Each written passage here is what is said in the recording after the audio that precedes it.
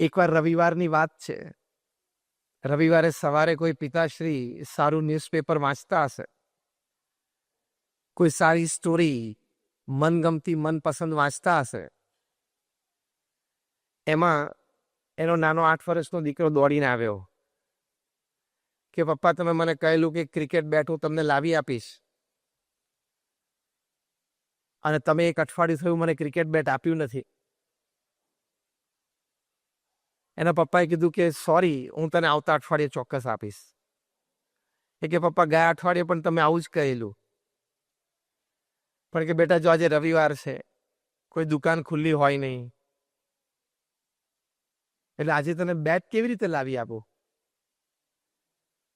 તો એ છોકરો જીદે ચડ્યો, એટલે આ પિતાને એમ થયું કે આ બાળકને કંઈક કામે લગાડી દઉં. આજુબાજુ જોયું તો એક A4 સાઇઝ પેપરમાં વિશ્વનો નકશો હતો, વર્લ્ડ મેપ હતો. એ લઈને એના બાળકને બતાવ્યો કે જો આ વિશ્વનો નકશો છે, હવે હું આના નાના નાના ટુકડા કરી નાખીશ અને પછી એ ટુકડા તને આપીશ. તારે નકશો પાછો જેવો છે તેવો કરી લાવવાનો, એટલે હું તને એક સરસ ક્રિકેટ બેટ અત્યારે જ લાવી આપીશ. કારણ કે પિતાને ખબર હતી, હી વોઝ કોન્ફિડન્ટ, કે આ 8 વર્ષનો બાળક છે, એ કોઈ દિવસ ભૂગોળ ભણ્યો નથી, વિશ્વનો નકશો જોયો નથી, એટલે એની માટે આ કામ અશક્ય જ છે. અને શરત હતી કોઈની મદદ નહીં લેવાની. પેલા બાળકે એકવાર જોયું અને પિતાએ બતાવ્યું પણ ખરું, જો આ ભારત છે, આ ચાઇના છે, આ તૈવાન છે, પછી આ રશિયા છે, આ યુરોપ છે, આ યુક્રેન છે, અત્યારે તો છે અહીંયા એમ, અને પછી અમેરિકા છે, આફ્રિકા છે, બધું બતાવ્યું. પછી 16-20 ટુકડા કરી શફલિંગ કરીને બાળકને આપી દીધા અને બાળક લઈને ગયો. એટલે પિતાને એમ થયું કે હવે ઘણી શાંતિ, આપણે શાંતિથી 1-1.5 કલાક ન્યૂઝપેપર વાંચી શકશું. બાળક 10 જ મિનિટમાં પાછો આવ્યો. એને બહુ આશ્ચર્ય થયું પિતાને.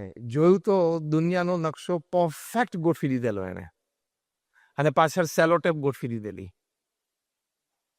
પિતાએ જોયું કે અદલ વિશ્વનો નકશો હતો. એટલે પિતા આશ્ચર્યથી પૂછ્યું કે આ કેવી રીતે કર્યું? આ 8 વર્ષના બાળક માટે આ 10 મિનિટમાં આ થવું બહુ અઘરું છે. એટલે પેલા બાળકે હસતા હસતા એ પીસ ઓફ પેપર એના પિતાના હાથમાંથી લીધું અને ઊંધું કરીને પિતાને બતાવ્યું કે પપ્પા, પાછળ એક માણસ ઊભો હતો, એનું ચિત્ર હતું, મેં બધું ઊંધું કરીને પાછળ માણસ ગોઠવી દીધો, એટલે આગળ દુનિયાની જાતે ગોઠવાઈ ગઈ.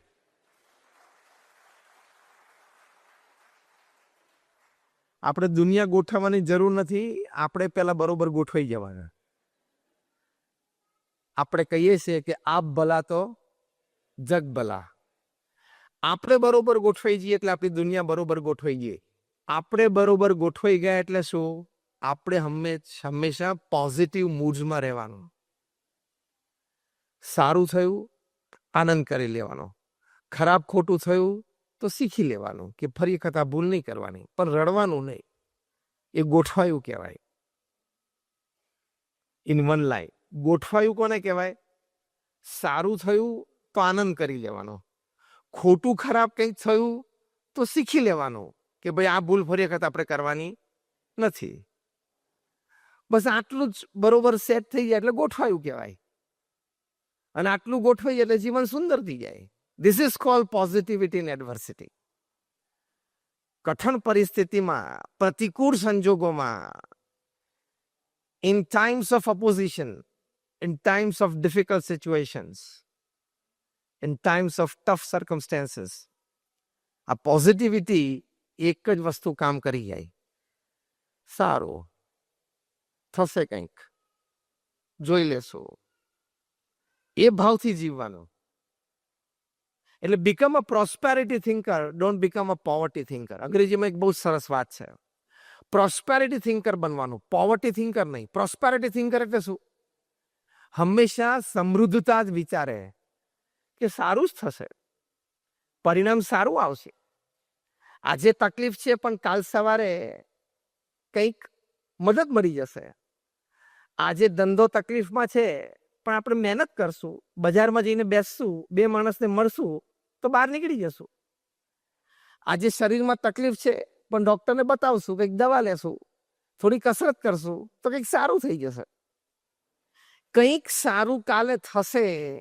That hopeful attitude, that optimistic attitude is positivity. અને પોવર્ટી થિંકરો એ શું વિચારે? પહેલી જ વાત બોલે, મરી ગયા. હાથમાંથી કપરાકાવી છૂટે ને તો પહેલો શબ્દ શું નીકળે? મરી ગયા. આટલામાં ના મરાય, આટલામાં કોઈ મરતું નથી. એટલે એ પોવર્ટી થિંકર હોય કે શું થશે, બધું અંધારું દેખાય છે. આમ બૌદ્ધા લોકો તો પૃથ્વી પર તમે જુઓ ને, તમે પૂછો એટલે કે આ મજામાં, બાકી અંદરથી શું જવાબ હોય? જામતું નથી. તો તને શું થાય તો જામે? તને શું થાય તો જામે? આ પ્રેસ્ટીજ અને એમ્બેસી વાળા પોતાનો આખો બિઝનેસ તને આપી દે તો જ તારે જામે? શું થાય તો તારે જામે? એટલે અંદરથી એમ કે નથી જામતું, બસ નથી મજા આવતી. પણ બસ નથી મજા આવતી એટલે શું? See, the choice is yours. How to carry your moods, how to submit yourself to the moods. Choice is yours, but make a good choice so you stand a good chance for a good change. એટલે poverty thinker નહીં રહેવાનું કે હાય હાય શું થશે, હવે મજા નથી આવતી, કોઈ સાથ સહકાર દેતું નથી, ધંધો ચાલતો નથી, સંબંધોમાં મજા નથી આવતી. એ પોવર્ટી થિંકરની વિચારધારા છે. એમાં ક્યારેય નહીં જવાનું. પ્રોસ્પેરિટી જ વિચારવાની. મુંબઈના રેલવે સ્ટેશન ઉપર મુંબઈની ટ્રેન એટલે રોજના 75 લાખ લોકો મુંબઈની ટ્રેનમાં આવન જવન કરે છે. એના ફૂટપાથ ઉપર કુલી કે કોઈ શું તો બાજુમાંથી ટ્રેન ધમધમાટ જતી હોય. કારણ કે મુંબઈ માટે કહેવાય છે the city that never sleeps.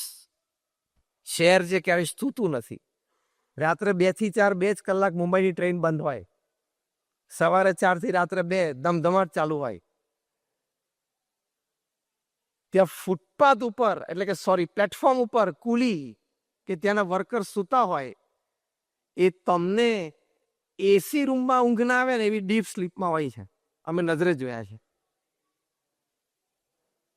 કારણ કે પોઝિટિવ એટીટ્યુડમાં હોય. ચલો મારું જીવન આ છે, મેં સ્વીકારી લીધું.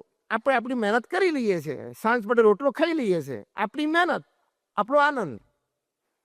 અને આપણે સારામાં સારો શોરૂમ હોય ને તો એ સામેવાળો જો સારો શોરૂમ બનાવે ને તો રોજ ઓફિસમાંથી 4 વાર જોઈએ ને, અરે યાર. That is a poverty thinking. That is not a prosperity thinking. એટલે પોઝિટિવિટી માટે પ્રોસ્પેરિટી થિંકિંગ ખૂબ જરૂરી છે. પોવર્ટી થિંકિંગ કાઢી જ નાખવાનું. પ્રેક્ટિકલી હવે વાત કરીએ કે હંમેશા પ્રોસ્પેરિટી થિંકિંગમાં, પોઝિટિવિટીમાં હું કરી શકીશ, હું પ્રયત્ન કરીશ તો થશે, મારાથી થશે. હું નહીં કરું તો કોણ કરશે? અને કોઈ બીજો કરી શકતો હોય તો હું કરી જ શકું. If somebody can do, I can do. And if nobody wants to do, I want to do and I will do it. એ ભાવનાથી જીવવા. પ્રમુખ સ્વામી મહારાજ કેટલી પોઝિટિવિટીથી, કેવું prosperity thinking. One man show. પૃથ્વી ઉપર કોઈ આવી વ્યક્તિ નથી થઈ પ્રમુખ સ્વામી મહારાજ જેવી, જેણે એકલા હાથે 1300 સંસ્થાઓ ઊભી કરી. તમે આ એક તમારું ભવન ઊભું કર્યું છે, ખબર પડી ગઈ હશે સાંજ કેવી રીતે પડતી હતી. આ તમે એક ભવન તમારું ઊભું કર્યું ને, એવા 1300 ભવન. કેટલા? 1300. હું ફૂલ જાગ્રત અવસ્થામાં બોલું છું. પહેલા તો 1300 જમીનો સંપાદન કરવી એટલે શું? તમે કોઈ ટોપ ક્લાસ બિલ્ડરને પૂછજો તો ખરા, 1300 જમીન જોઈ છે ખરી? તમારામાંથી જેને 1300 જમીન જોઈ, આંગળી તો ઊંચી કરો, ભૂલથી તો કરો. 1300 જમીન ઉપર 1300 પ્રોજેક્ટ. અને એ પાછા રેસિડેન્શિયલ અને કમર્શિયલ નહોતા કે બાંધીને વેચવાના હતા.